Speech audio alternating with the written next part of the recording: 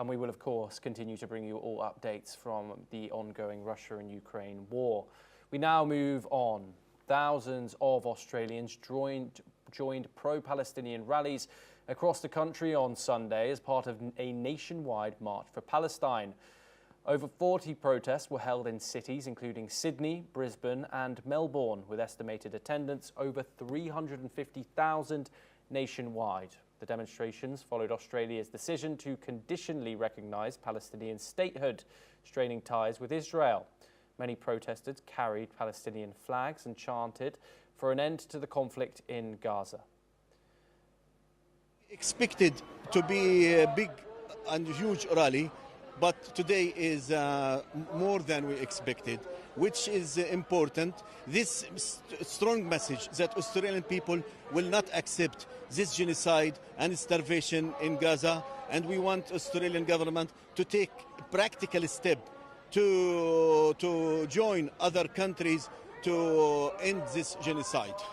Australians are horrified that we are selling weapons components to the Israeli government. It's got to stop.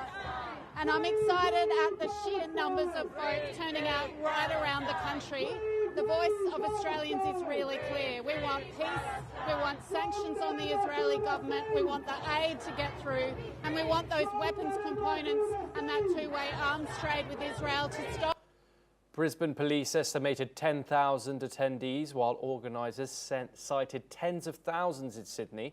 The rallies come amid continuing violence in Gaza, with authorities reporting over 60,000 dead and humanitarian organisations warning of starvation.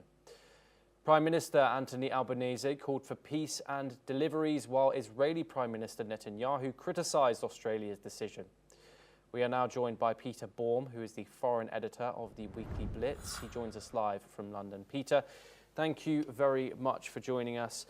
Peter, we have seen quite a deterioration of relations between Israel and Australia within the past few days, with both leaders vocally criticising one another.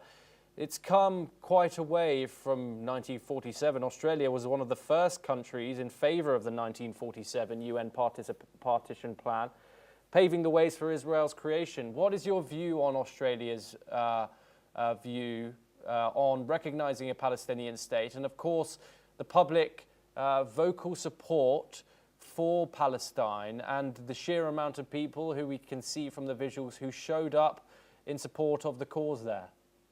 Yeah, indeed. It's clear, Thomas, that Australia-Israel relations are at an all-time low. There is no doubt about that. The animosity of the Australian government towards Netanyahu and his ministers and the Israeli policy in Gaza have created these conditions that we see in what's happening in Australia today with the protests. I must say, many of the protesters are driven perhaps not by pro-Palestinianism, but there's a huge Muslim majority in Muslim demographic in Australia, and whether they're Shia or Sunni or Alawite or other Islamic groups, the one thing the Muslim community unite over is the Palestinian issue, and we're witnessing that on the streets.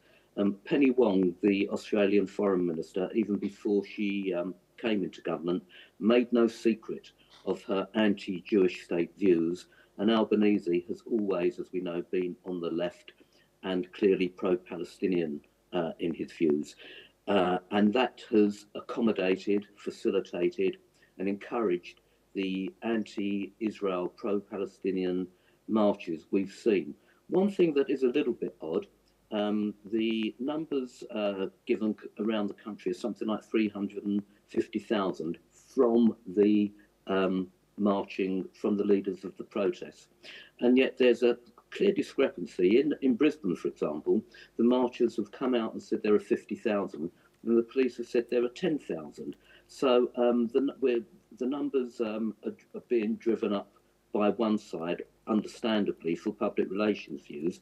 But I see no benefit in the police actually saying that the numbers are 1/5 of what are being promoted by the protest organisers. So perhaps the protest numbers aren't as large as the protesters have made them out to be or would like them to be. But clearly, the Australian government believe that this particular group of people will be among their core voting base and will do nothing to stop the marches, which is very, very worrying for the Australian Jewish community, because many of the protests don't just turn into pro-Palestinian marches, which is everyone's right to do, but actually become anti-Semitic. We've seen synagogues set on fire, Jewish businesses and homes being attacked, and Jewish people in the streets in Australia being attacked. So very, very worrying for the Jewish community out there. And unfortunately, neither Albanese nor Wong nor the members of the Australian government have done anything to stop the increasing anti-Semitic attacks in Australia facilitated by these pro-Palestinian marches. Peter, critics would say that these marches don't have anything to do with religion. You can simply cite the UN-backed report that came out just a couple of days ago that said that there's a famine going on in Gaza that's been facilitated by Israel's restriction of aid flowing into the Gaza Strip. I mean, the social media is filled with images of starving children, which of course Australians, like everyone else around the world, sees on a daily basis. A Demo AU polls found that last year 35% of Australians were in favour of supporting a Palestinian state, and that's now gone up 10% this time last year. So you can see, as this war has gone on, support for a Palestinian state has increased. What are your thoughts on that, Peter? Yeah, I have no doubt that Australia, unlike other Western countries, if you look at opinion polls between October the 7th and now, where those opinion polls have gone, they've clearly gone on an upward trajectory in support of the Palestinians and very negative towards Israel and Netanyahu. And the only way that would be reversed is frankly a change in Israeli policy or a change in the Israeli government. Of that I have no doubt, irrespective of the facts of what's really going on in Gaza, because there's been a lot of disinformation and misinformation about it. However, Thomas, that also creates an atmosphere of fear for those Jewish communities in those countries. And it's no coincidence that anti-Semitic attacks in Australia since October the 7th have gone up on a soaring upward trajectory, which is clearly worrying, because many Jews do not support, in Australia I'm talking about, many Jews in Australia do not support the actions of the Netanyahu government and would also like to see an end to the conflict. But that doesn't stop them being attacked just simply because of their, by fortune or misfortune of birth, being born into Judaism. So there's there's a parallel here of the actions of the politics and military actions of the Israeli government and those protesting, not only protesting about those actions and the ideology of the Israeli government, but attacking Jews because they connect Jews solely with being supporting of the Netanyahu government, which many are not. Peter Baum, thank you. Always a pleasure to talk to you and get your insight.